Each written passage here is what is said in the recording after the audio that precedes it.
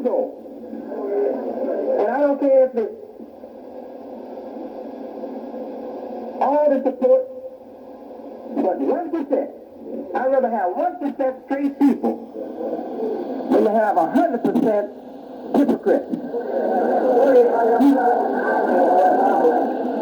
So I'm announcing here from this place, from this masjid, under Imam Daniel Kareem, in this city of Harvey, I'm announcing today that you who've been lying to yourself and us, you're not included in my eyes anymore.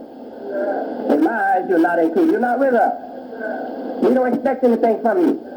And I will not be coming to your messages anymore.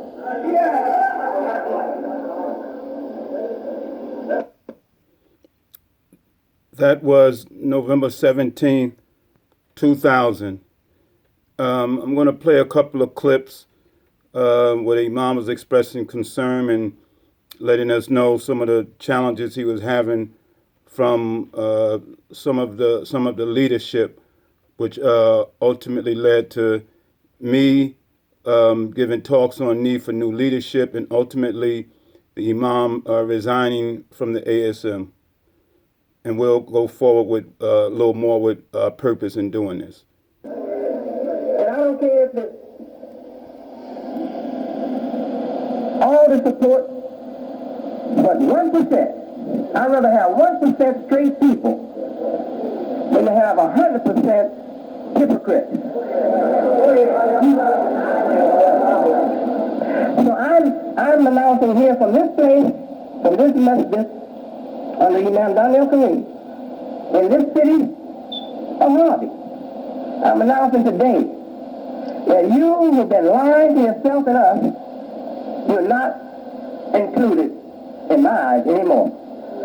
In my eyes, you're not included. You're not with us. We don't expect anything from you. And I will not be coming to your messages anymore.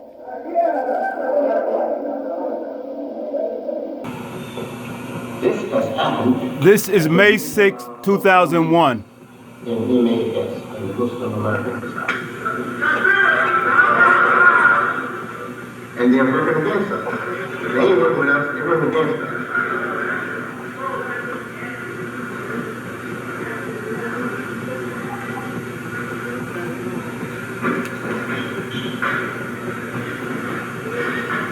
The selfish thing in their hearts makes them rivals instead of helpers. They are rivals instead of helpers. And they didn't just come along. They are among us and they are organized secretly. And they organized secretly long ago, even before I became your leader. They organized and set themselves over you by a show of support for my father in the first phase, and by a show of support for me in this phase.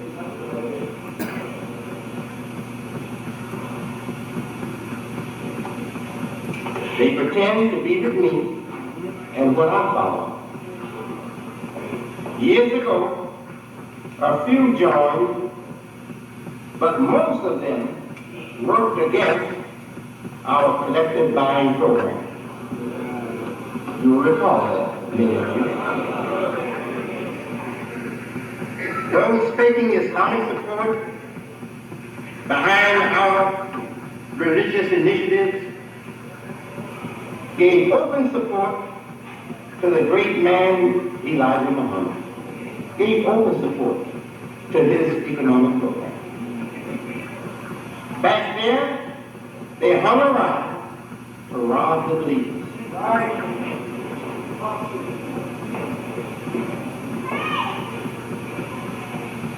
Their being among us here is to rob the believers.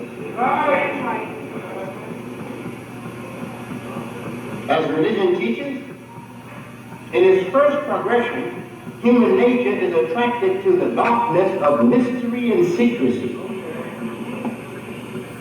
So if you can catch the baby still in the womb of nature, of the natural world, and having been freed from that, to be connected with the divine life, the divine world, you can lead that baby in darkness.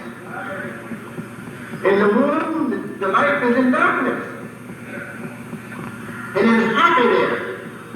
It is comfortable there. It does no work to merit any credit in the world. It has to be free before it can do work to merit credit in the world. All the credit goes to the Imam, in whose stomach you are.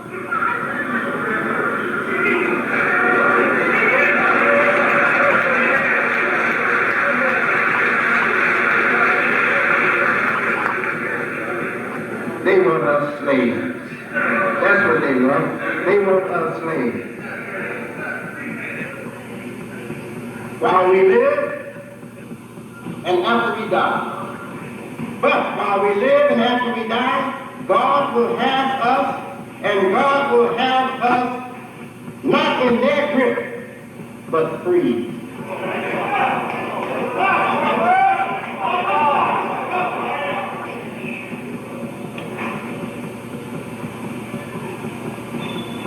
The life and the power is God's right over man.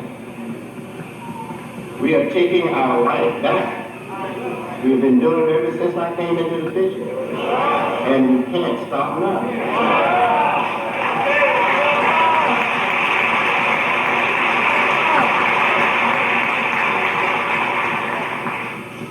We are taking our life to where God will have it. We ain't gonna stop until we get there. We ain't gonna stop halfway with just half of our life to satisfy slave makers who want to just suck our blood till we gone from this earth. No. So I say to you, imams that are shown me by you not coming out in the Muslim Journal, making a statement in support of what I'm doing in the way of business. I'm saying to you, you're against me and you're against us.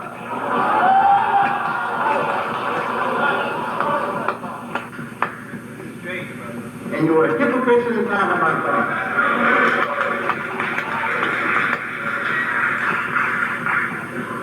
I don't want anything for you but a better life for you. God is not with me. I've loved you. I shared more of my knowledge and understanding with you than I shared with anybody else. Because of me and the blessings of God in me, you have become the speakers with the verses and with the impressive lectures that you give.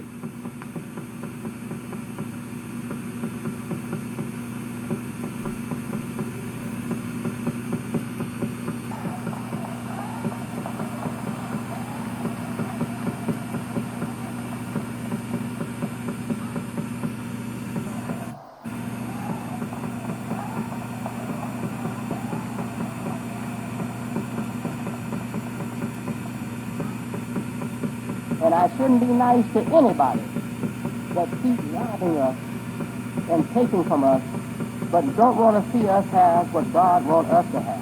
I shouldn't be nice to people like that.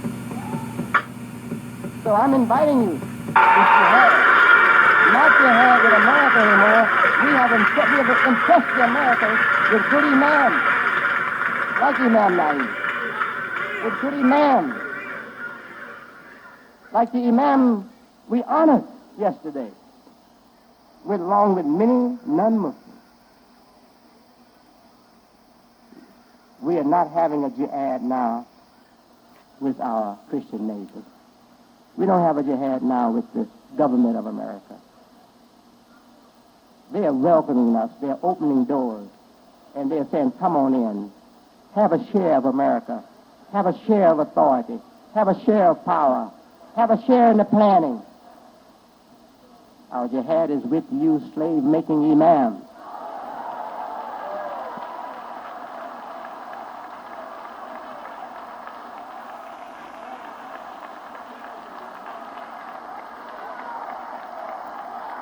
Allahu Akbar. Allahu Akbar.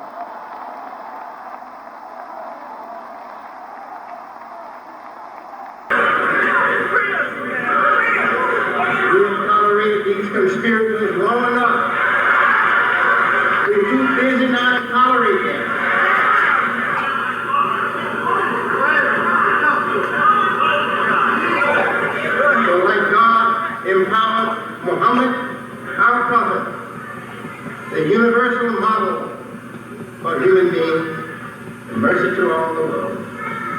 Just like God empowered him to say what he had to say, he has empowered me to say to you almost the same words. Fight us with all you have. We will stay Muslims, Americans, business people, and halal.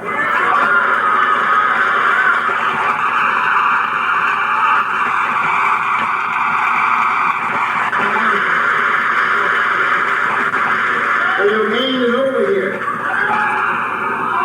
I'm not going to visit them.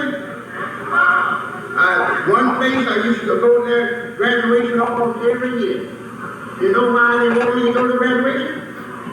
They didn't want me to go to graduation in the first year. They were getting speakers from outside, and they were speaking. But they learned from me that I wanted to help their school, and that they didn't have to pay me to give me anything. So to save money, I mean, you have to attract a lot of people to the banquet, and they will get a lot of money. So to save money, they started inviting me every year. But I didn't accept money from you. You will not get that kindness again.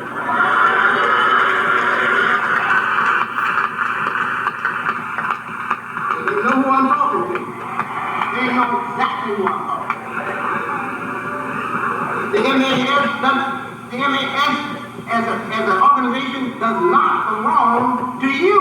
I'm talking to those imams that fake support to rob all of us. It does not belong to you. I'm the one who gave you that thing. God guided me to give you that thing. And I'm the one who had the name registered long before I gave it to you. So you're not going to take that name. You go on where you want to go. But we are still a Muslim American society. That's our name.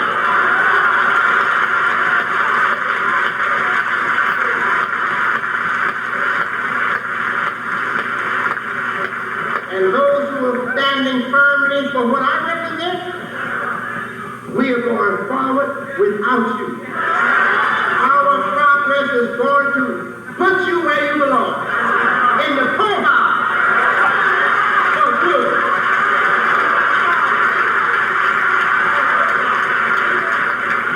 Yes, God bless you with all that Muhammad and bless you with freedom through his sons. Yes, you had no freedom before. Bless you with freedom through his sons. That's why you have your own administration in your local places, and you do your own thing in your local places. It's because through his son you were given that freedom. Now you take that freedom and use it against me and what I'm trying to do. You don't deserve anything but trouble. And when I told you to lose, that's just what you're going to get.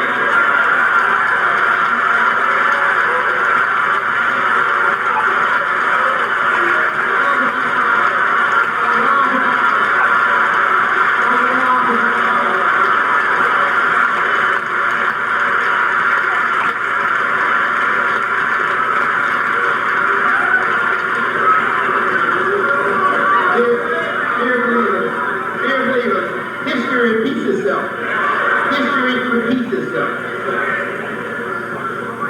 God bless those rebellious, arguing followers of Moses to be led out of bondage into promised land.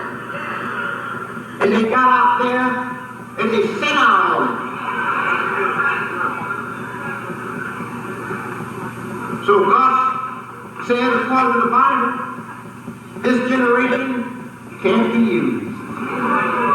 You have to linger in the wilderness for 40 years until a new generation comes forth. Now you know all of Moses' people was not in that boat. Moses had followers that were not like that. So let them linger in the wilderness, we go into paradise, we go into the promised land.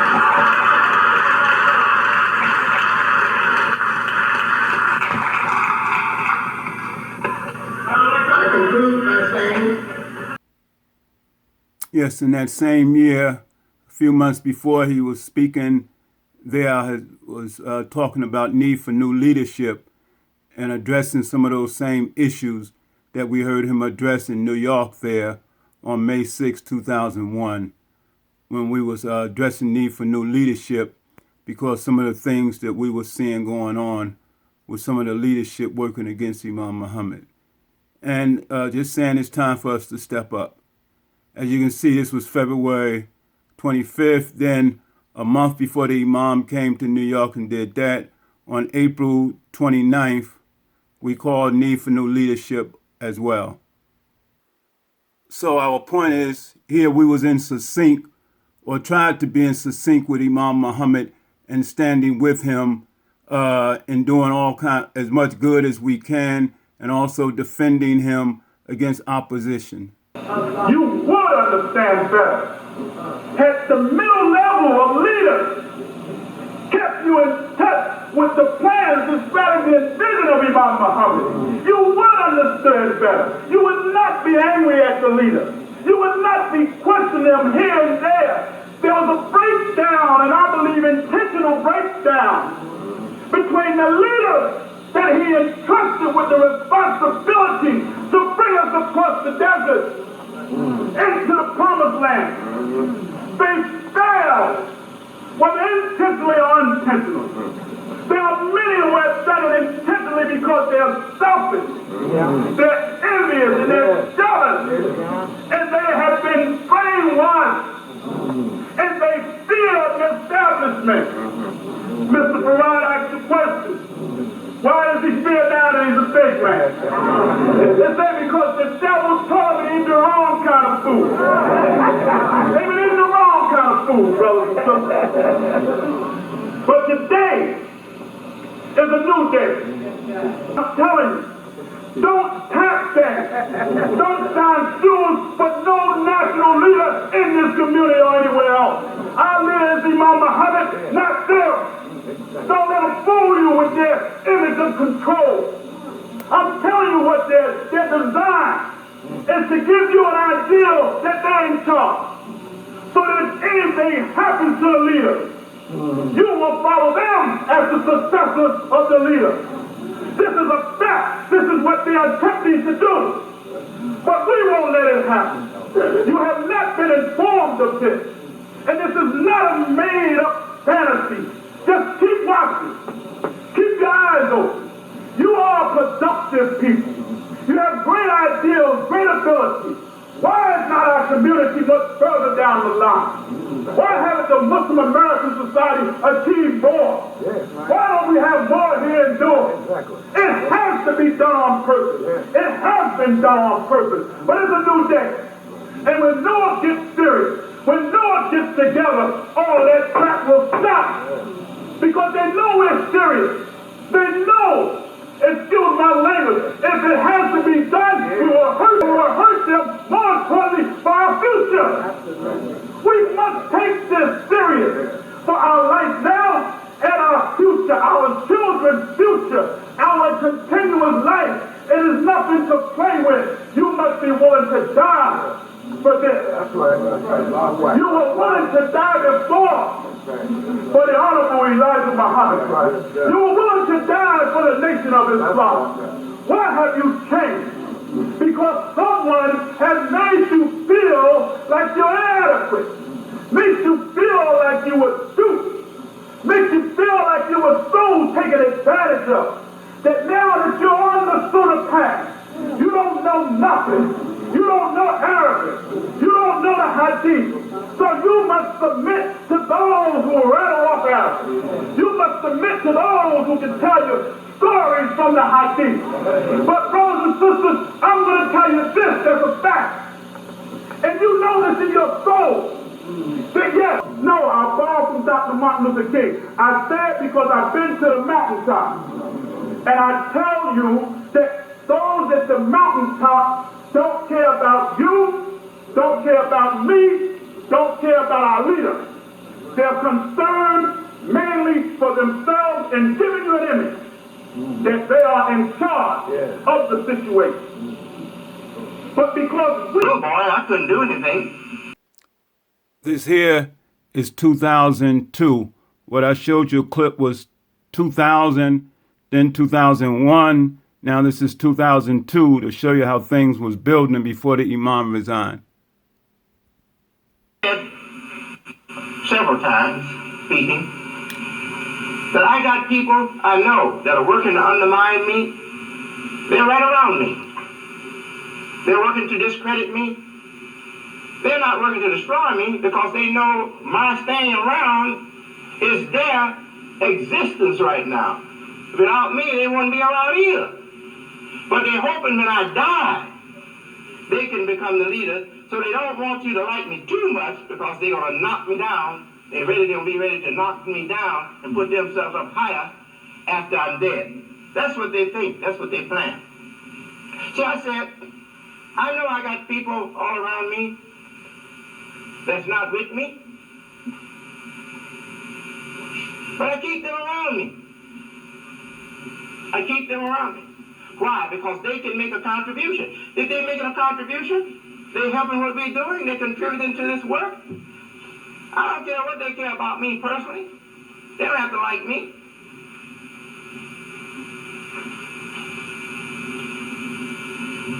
Do you have to be in love with the hammer that drives the nails? You want to put something together? Oh, you have to be in love with the hammer. The hammer does the job. And as long as you don't fear the hammer is going to be animated and hit you over the head, you'll use it and put it up and take it out and use it again when you need it. But that's the way I do these people. And I thank Allah for their contributions.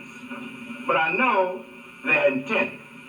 They are not honest. They are not truthful. They are envious. They are people who want to take attention, steal attention from others so they can have more attention to themselves. So I wanted you to be aware of these things. I know many of you are. But I want you to be aware of those things. And now, I just want to show you so you'll know. 2003. From the Muslim Journal. What you want to hear? This is the September 26, 2003 Muslim Journal. Right? About a month, almost a month after his resignation. On the front it says an exclusive interview with Imam W.D. Muhammad, Wednesday, September 10, 2003. The following interview was conducted by Brother Nathaniel Omar with Imam W.D. Muhammad. Okay? And we're going to have a lyrics, inshallah. Now, here are some quotes from this.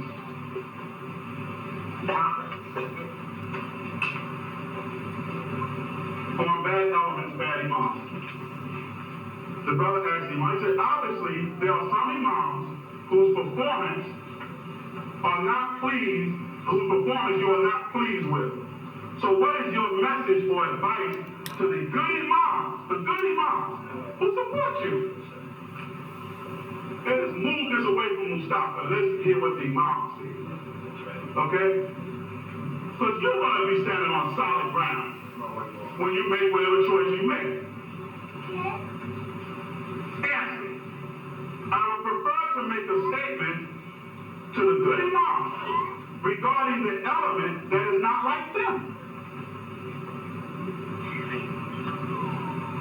That element that refused to give me open and full support. They have a separate agenda and have always had a separate agenda. They were back in the time of my father. Nothing has changed. And they have pretended to be here supporting me before the general membership. They pretended to be in support of my father, and they were not. That element that was among the American Society of Muslims. We're leading a new effort, a new beginning, with the intent of locking them out. If possible. Now, you don't have that's Islam. That's Islam. That's not religion. That's the sober-minded teaching and commentary that we've gotten from Imam Muhammad. All rigid and crazy and extremist. We thank Allah. We thank Allah for making us Muslims. And we only recognize, first of all, Allah the Most High. Allah the Most High. And this is His revelation. And we recognize and accept and follow the leader, Muhammad the Prophet, may the prayers and peace be upon him. And Imam Muhammad, his commentary, his sober message, it is rooted and based in the Quran and in the Uswa, the life example of Muhammad the Prophet. And we moms don't learn and know the religion, the Quran, the life of Muhammad the Prophet, you can't even do real justice to the commentary of Muhammad. Because you were presented with no support, with no evidence, and you just embarrass him and embarrass us. So in this new ASM,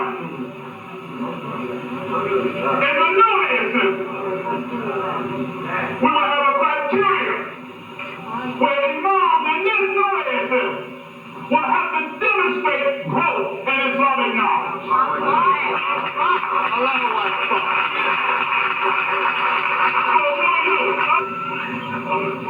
Our life, our family, our baby, our future is at stake. This is nothing to play with. This religion is no joke.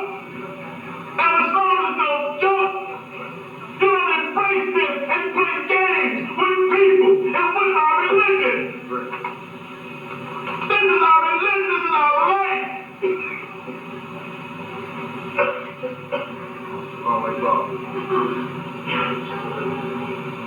Let's pray for Almighty God to make us better Muslims, better people, better believers, to learn more and have better leaders, so we can have greater growth, economic growth, educational growth.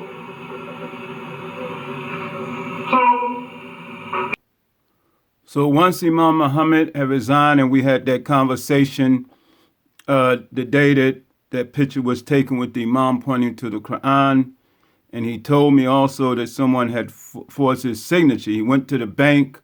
I've told you this before, and we're going to keep moving. And he found out at the bank, so someone had to be close, that they had forced his signature and put the mosque hairs under the ASM. So once that was like that, he couldn't touch it no more and he wasn't going to touch it because he was going to keep talking about it. He might as well stayed in. So he told me just to keep him informed. Just keep him informed, but he wasn't going to touch it. He couldn't touch it. Just legally, it wouldn't have been wise. So I kept him informed, and I'm going to read you a letter that I had sent him, just keeping him informed. And if we could reorganize, we reorganize. If not, then we just keep going. But the Imam had to keep himself separated for legal reasons. And if he was going to keep talking about it, then he might as well have stayed in it, right? So I'm going to read you a letter, if we got space, that I sent him with my strategy and going on with this, because I played for you all some of the things Imam Muhammad said about a bad element that was working against him in our community. So, of course, that impacted on how, we could organize, etc., and whatever strategy I would use. Okay? And I use the term leader. I was a leader, but really I was leading the effort. And like I said to the Imam, I'll step forward if you will back me. And he said, sure, Mustafa, I will support you like I would support any good brother that has stepped forward. Just want to make one other point. Imam Muhammad encouraged us to be independent and think for yourself. And he wasn't going to tell me how to do this. And like I say, we were kind of independent, although we was close. I never worked for him. I never worked out of his office. All of my work was done from my heart and as an independent supporter and follower, just like everybody else. Is one who exercises the power of thought and arrives at his own opinion or choice. Yes. So every one of you have that, and that's sacred. That's your sacred property. So don't be a slave to anybody. Don't listen to me and not use your own mind. I'm talking to you now. I'd rather see you walk out here and say, I don't want Imam W.D. Muhammad as my leader anymore. I'd rather see you do that and exercise your own mind, the freedom of choice, the freedom to think for yourself. I'd rather see you do that than to kill that in yourself and just sit there and listen to me like you're a dead dummy or something and go out and do everything I say without no mind of your own. God loves us. God loves us. He wouldn't give us a limb to use and then fix it so he can't use it. Give me a right arm and I can only use a left arm. He wants me to use everything he gave me. And what's more precious than these arms is my thinking, my mind, my right to think and make decisions on my own. You do the same. Now, some of you may remember this letter here. I said it was a 6-page letter, and I just read to you the first page where it says I gave the Imam $2,900.08. This was February 26, 2004, and I read you the first page. Well, it's 6 pages, so we didn't have time to do that. So I'm going to go not to the second page, but to page 3 of this very private letter that I sent to Imam W.D. Muhammad, and it's really keeping him informed. But it's also speaking of a strategy that I was using independently with this whole thing with the ASM, in light of knowing that there was those who was working against him in the community, as we pointed out, and just trying to do a strategy in what we were doing, knowing that they were going to work against that as well. This is a continuation from that February 26. Okay, this is page 3. I'm going to read it kind of fast because I'm running out of time. Brother Imam, this is a continuation. Brother Imam, I watch you and I study you. What I learn from you, I try to apply in my life, not only for my benefit, but for the community.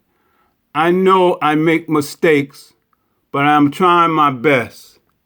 I cannot understand how some of the imams and others in our community can waste the opportunity that they have had to develop a close relationship with you, such a wonderful person. I used to think that some of those bad leaders who used to block me just had a problem with me because I wasn't one of their boys and because I was talking about Freemasonry or something. However, the more I learned and saw that they were actually working against you, the more I desired to help you and to stop them from hurting your efforts and deceiving the community. And this is a private letter. When you told us that you were resigning from the ASM, I felt that those bad imams were finished, even though they held important positions in the eyes of the community. However, I also had a concern that some of them, the bad leaders, were still seen by too many of the common believers as the approved leaders because of their perceived relationship with you. What I mean is they have positioned themselves so that if anything was to happen to you, many in the community would accept them as the leaders for us. That is one of the reasons why I stepped forward and presented myself as leading in the effort to reorganize the ASM. And by the way, I still had cancer. I didn't put that in the letter. He knew that. Prostate cancer. I know it was very risky, and I have received a lot of criticism. I'm going to read this again. That is one of the reasons why I stepped forward and presented myself as leading in the effort to reorganize the ASM. I know it was very risky, and I have received a lot of criticism. What I was attempting to do was to let that bad element know that they had a fight on their hands, and that some of us are not going to sit by and let them lead us to hell.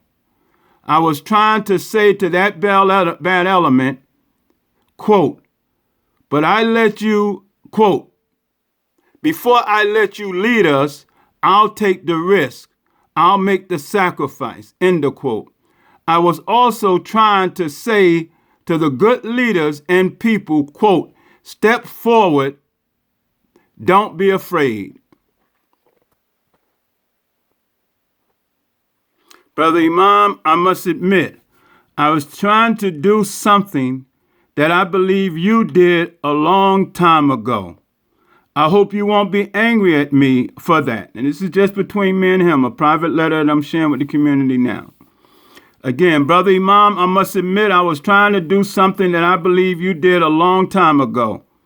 I hope you won't be angry at me for that. Thinking for myself. I am referring to something that happened 29 years ago. On January 18th, 1975, you came to FOI class at Temple number 7 in Harlem, New York. After your address to the fruit and the officials, you told them that you were going to be the new leader of the Nation of Islam. You said concerning the responsibility of leading the NOI after your father, quote, I know what's on your mind. A lot of you, if the responsibility falls on me, and it's going to fall upon me, it's going to fall upon me, not because he said it or because I'm saying it, but because that is the way it has been created. That is how it has been made. The responsibility is going to fall upon me one of these days. It is time for us to know the truth. It's bad to just go on wondering what will happen. Don't worry anymore, end of quote. Your father was still alive, and you know better than I do that certain ministers wanted to be the leader after your father, and some had positioned themselves. They didn't have the nerve to say what you said while your father was still alive. You beat them all to the punch, including your father's national representative, Louis Farrakhan. That is how I see it. I could be seeing it wrong. Allah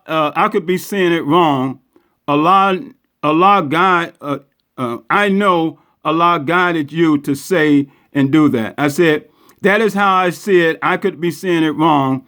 I know Allah guided you to say and do that. As it relates to the ASM, I believe some of the bad leaders really wanted to step forward and claim leadership. They were in the best position to claim the leadership. They were in the best position to claim the leadership of the ASM and make a bigger problems for us all. They are well organized. I know many of them. I believe we beat them to the punch.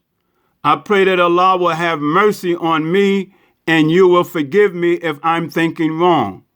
I thought it would be best to claim the leadership first, then organize after that.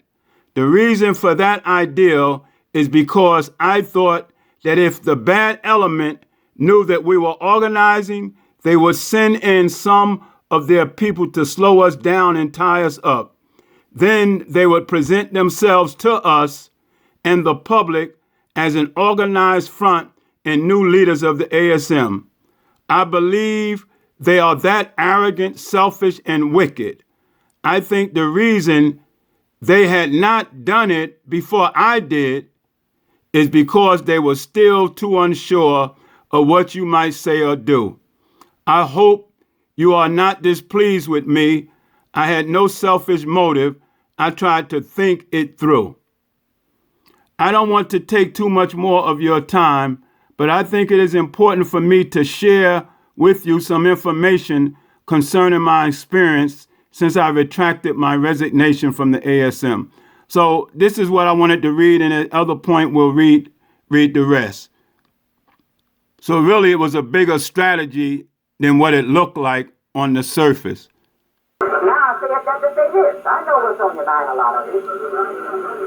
If the responsibility falls upon me, and it's going to fall upon me. It's going to fall upon me. Not because he said it, not because I'm saying it, but because that's how it has been created. That's how it has been made. The responsibility is going to fall upon me. One of these.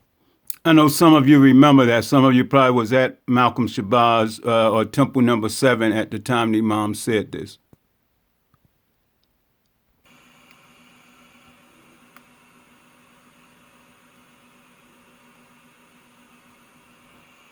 I said that to say this. I know what's on your mind, a lot of it. If the responsibility falls upon me, and it's going to fall upon me, it's going to fall upon me.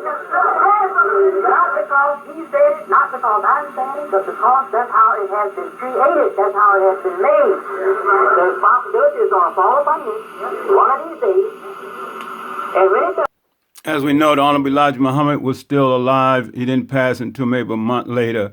And the Imam said this, alhamdulillah. As I said, I didn't just follow his commentary. I watched what he did and how he operated, and I tried to do things as much, follow his lead as much as I could. And I'm going to show you something else, that you listen to something the Imam said if he wasn't going to become the leader and if the Nation of Islam collapsed. Hopefully we got space on this to say that, and then I did something similar. I'm the one who gave this community the name MAS, Muslim American Society. I'm the one who gave that name. And I can show you right now, it's in the records where I registered an organization. Almost worded exactly like that. Long before I became no leader. I registered that organization because I thought the Nation of Islam just might be lost. If it was lost, then I was going to use that organization. I wasn't going to give up. I never give up. But thank Allah, it wasn't lost. He made a transformation. I'm the one who gave that name. And I can show you right now, it's in the records where I registered an organization. Almost worded exactly like that. Long before I became no leader.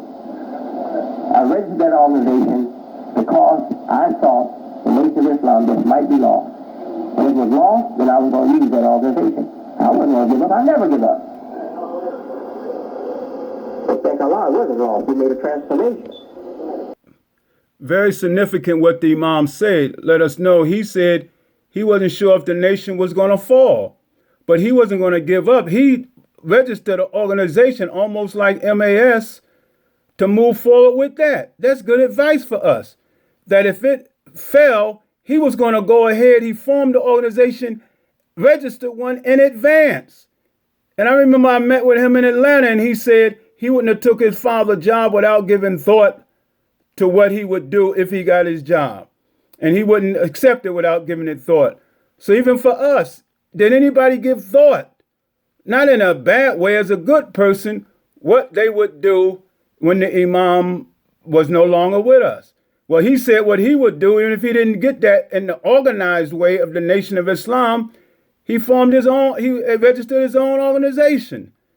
And so me knowing that, I did somewhat of the same. Many of you saw this.